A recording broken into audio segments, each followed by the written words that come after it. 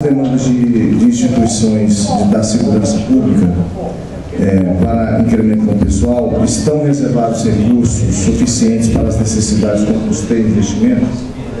No caso afirmativo, qual estudo ou planejamento se baseou o governo para que tais investimentos chegassem ao montante previsto?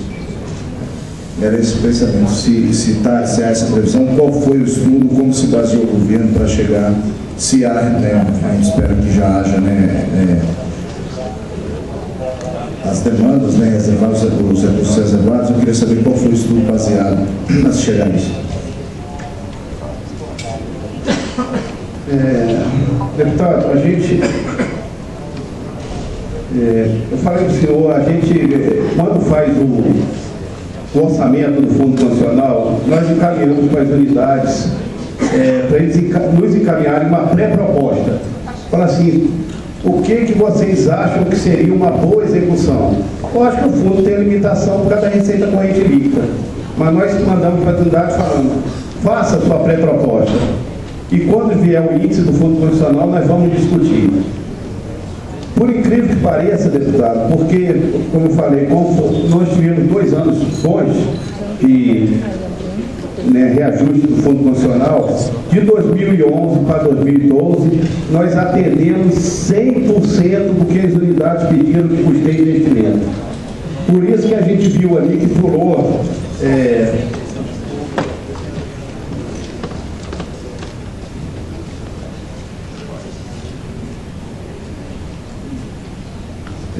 Por isso, Brasil, por exemplo, em 2011 foi executado 158 bilhões de investimento, em 2012 nós passamos a unidade 371 milhões.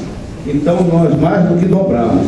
Agora, as unidades também, eles têm as suas limitações na hora de executar. Para o senhor ter uma ideia, até essa posição aqui é 29 de outubro, na área da segurança.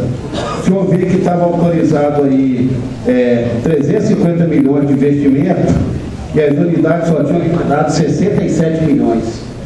Quer dizer, 19% de todo o orçamento que nós fornecemos. E o que eu pedi é o seguinte, que eu falei, a gente tem que estar atento a não deixar perder o recurso do Fundo Nacional. Então, quando acontece isso, a gente chama as unidades. Você vai executar? Não vai executar? Eu posso remanejar? Então, isso é feito de comum acordo com as unidades. Então, muitas vezes há remanejamento mesmo, vocês olham, até mesmo para pessoal. Até mesmo para pessoal. Então, assim... Analisando, você tem aí discriminado essa execução por órgão de segurança pública? Temos, eu não sei se eu tenho aqui, mas se eu tiver hoje ainda eu vou ter discriminado. Como é que foi a execução de cada... Perfeitamente. Muitas vezes a gente é criticado quando fala assim, pô, vocês cancelaram o recurso. E cancelaram o recurso da segurança pública, por exemplo, para passar para educação e saúde. Bom, aí a gente tem que avaliar o seguinte, se nós cancelamos recursos, é porque tinham recursos, nós alocamos recursos na LOA. Agora, como eu comentei, se não há, por exemplo, que não é culpa do gestor, se não há fechado uma negociação, não há sinalização que vai haver esse recurso, um aumento para a área X ou Y, se deixarmos o recurso, nós fatalmente vamos perder. Então, por isso que há esse remanejamento. E toda vez que há uma negociação na área federal, nos perguntam, tem como bancar isso? Tem orçamento? Tem financeiro? A gente responde. A gente não tem nenhum interesse em prejudicar a área X ou Y. Se há remanejamentos é porque não houve propostas de reajuste, não houve uma negociação fechada para a federal para que houvesse esses aumentos.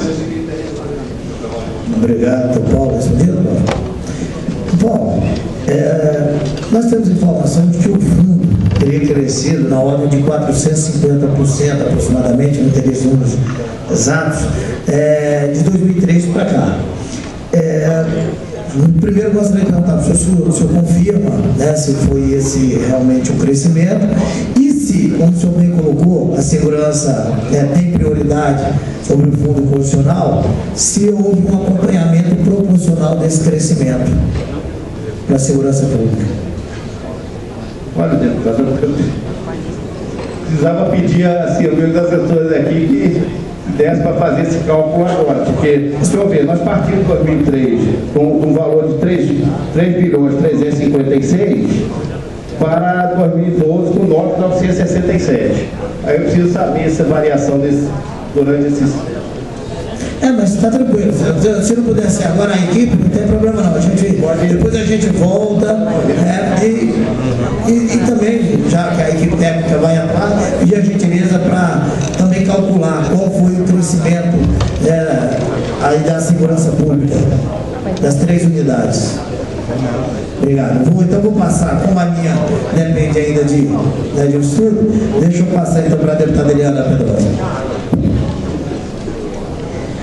Levando em consideração que pode ter esse remanejamento, como dito pelo senhor, de acordo com a execução da despesa geral do fundo, deste ano, até outubro, foram executados 6,6 bilhões de reais.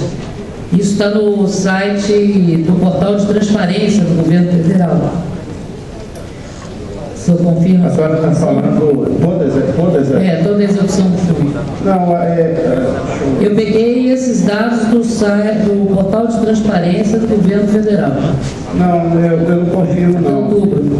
Não, até agora, por exemplo, para pessoal, até a posição 29 de outubro, pessoal foi executado 7 bilhões 112, custeio 480 milhões, investimento 67 milhões, tendo um total executado de 7 bilhões 660, com autorizado de 9.927.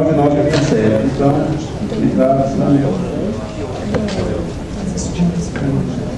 então, o que está no site da transparência do governo federal, não, outubro. Agora outubro. Até ontem. Eu tenho aqui separado, deputado, de 2012, posso passar essa execução para a senhora, que esses números a gente compõe no sistema. Ou seja, as despesas não são lançadas, como a execução é na área federal, a execução é na área federal, os pagamentos são feitos lá na área federal, não é isso? Sim. E então, eu não estou entendendo por que lá está menor. Não, pode estar desatualizado o site, porque essas informações, elas são extraídas diretamente do CIAF. Tá. Então, lá pode... Deixa eu fazer uma outra pergunta. Dentro da programação das despesas do fundo, a gente não encontra para a Polícia Civil, na composição das despesas, assistência médica odontológica, diferentemente do que ocorre para a Polícia Militar e para o Corpo de Bombeiros. A que se deve isso?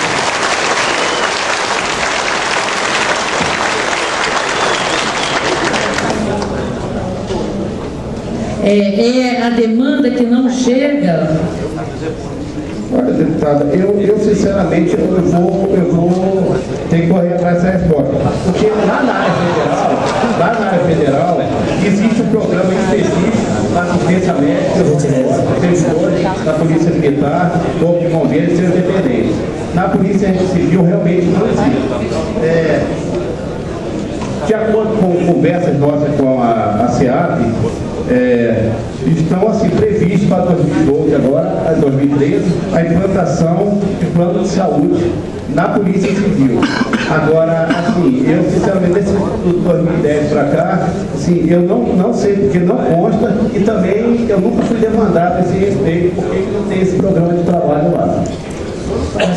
Mas, quer dizer, essa é uma demanda factível, que poderia ter que partir da própria Secretaria de Segurança Pública. Pode ser pedido para abrir esse programa dentro da área federal. Tá bom, obrigada. Depois eu faço. Obrigado, doutor Paulo. Deputado Asílio Ouro.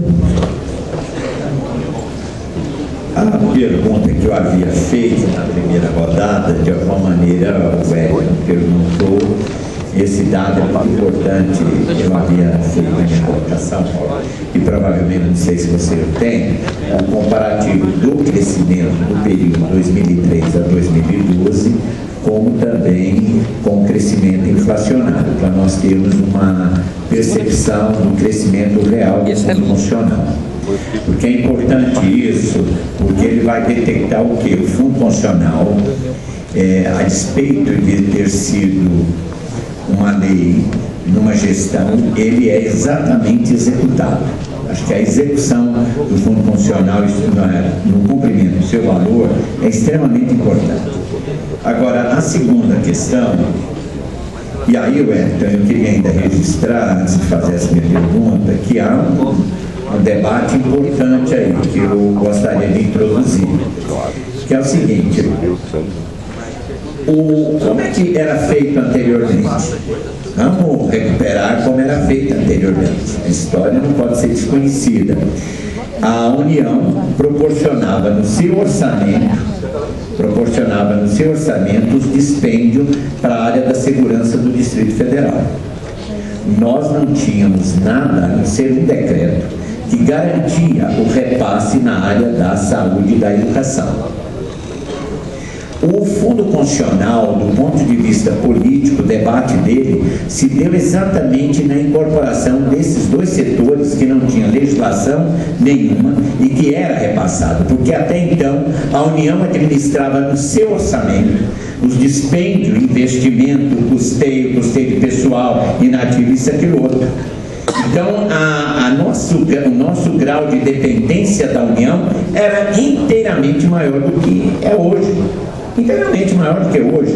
Então, nesse sentido, a vinda e a incorporação no Fundo Constitucional da rubrica assistência financeira, que não é nem exatamente saúde e educação, ela veio incorporar um componente social que baliza o próprio Fundo Constitucional. Então, tem um debate que antecede aí, que precisa ser destacado, que foi decisivo na apreciação e na decisão.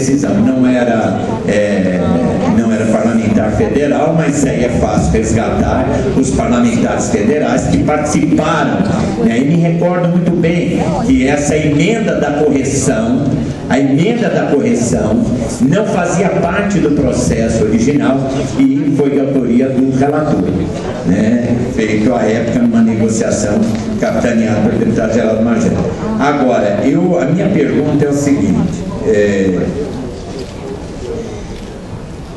Paulo, você, acho que faltou aqui, com todo respeito, não sei se você tem essa planilha, quanto é retido de imposto de renda retido na fonte, no seu total, não precisa nem dizer segmento por segmento, e o quanto é retido para fins previdenciários. Este balanço ele é importante porque ele vai dar uma dimensão de uma conta que está sendo cobrada, e ao mesmo tempo o quanto no orçamento é destinado aos inativos, ou seja, aos aposentados. Eu não sei se você tem esses números, se você não tiver e a sua equipe depois puder fazer esse exercício, para nós acho que ajudaria muito.